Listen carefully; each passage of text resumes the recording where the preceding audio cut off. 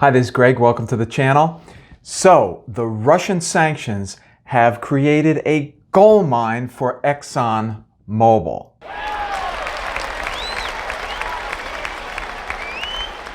So, over the past few months, starting in July, Gazprom, which is the state oil and gas company of Russia, started shutting down the capacity for the Nord Stream 1 pipeline, which goes from Russia to basically Europe and provides Europe and largely Germany with most of its natural gas.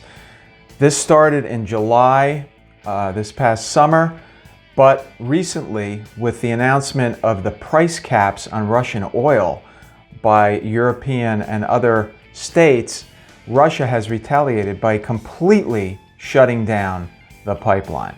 So it's my view that this pipeline shutdown, combined with the continued sanctions on Russian oil, creates an enormous opportunity and gold mine for Exxon Mobil and its shareholders. So ever since this happened, there has been a rush to try to replace that Russian gas and oil, but we're focusing on gas here, that used to come from the pipeline. And Germany and all of the major countries in Europe are trying to replace this gas from Russia. And what they're basically doing is they're looking to the rest of the world to supply them with liquefied natural gas.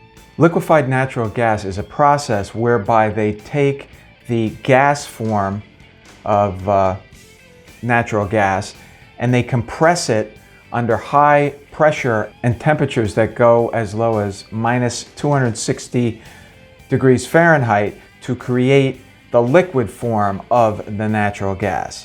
Then it's taken in ships and it can be sent to wherever in the world via shipping. And then once it gets to the plant where it's landing, it is regasified. In other words, it goes through a process where it is turned back to the gas form of the natural gas, and then it can be shipped through pipelines to various other locations within the country. Exxon Mobil is one of the world's largest producers of natural gas, and in fact its capacity currently is around 8.5 billion cubic feet per day. In addition to being one of the largest producers of natural gas, it is one of the top producers of liquefied natural gas. And Exxon has actually been in this business and has been perfecting the technology for over 40 years. Now, Exxon has joint ventures and liquefied natural gas facilities literally all over the world, in the Middle East, in Europe, in the United States.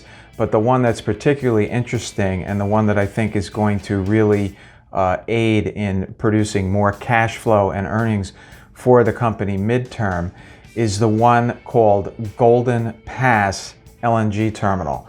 This one is in Texas, in the Sabine Pass in Texas. And recently they announced a plan to expand this facility, and they have applied to the United States Energy Department to get expedited permitting so that they can expand this by 2024. So I definitely believe that as a result of this gas situation, this liquefied natural gas situation, the shutting down of the pipeline, as well as the overall sanctions on the oil of Russia in Europe and elsewhere in the world, this is going to create an continuing enormous opportunity for Exxon Mobil to increase its cash flow and its earnings. As I reported on this channel recently, Exxon in the second quarter produced $20 billion of operating cash flow and $16.9 billion of free cash flow. This was a 145% increase over the corresponding quarter of the previous year.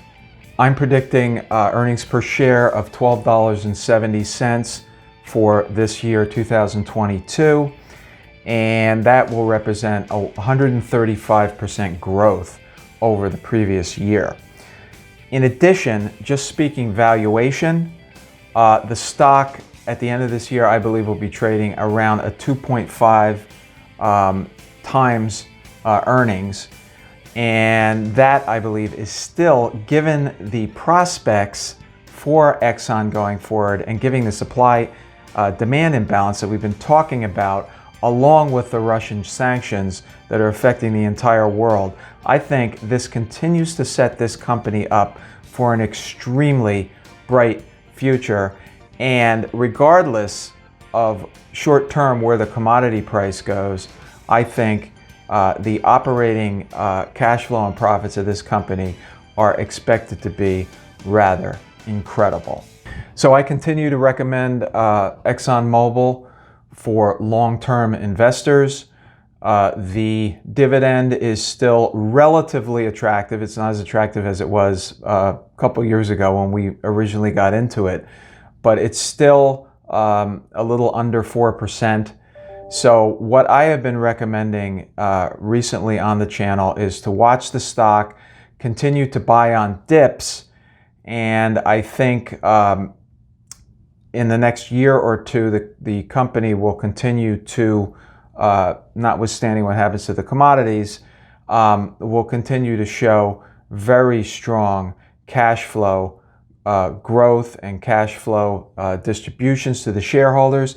And don't forget the fact that they're still planning on buying back $30 billion worth of stock, which is roughly 10% of the outstanding market cap, which is absolutely phenomenal. Okay, so that's my wrap up for Exxon right now. I think there's still a lot of reasons to be excited about the stock and the industry.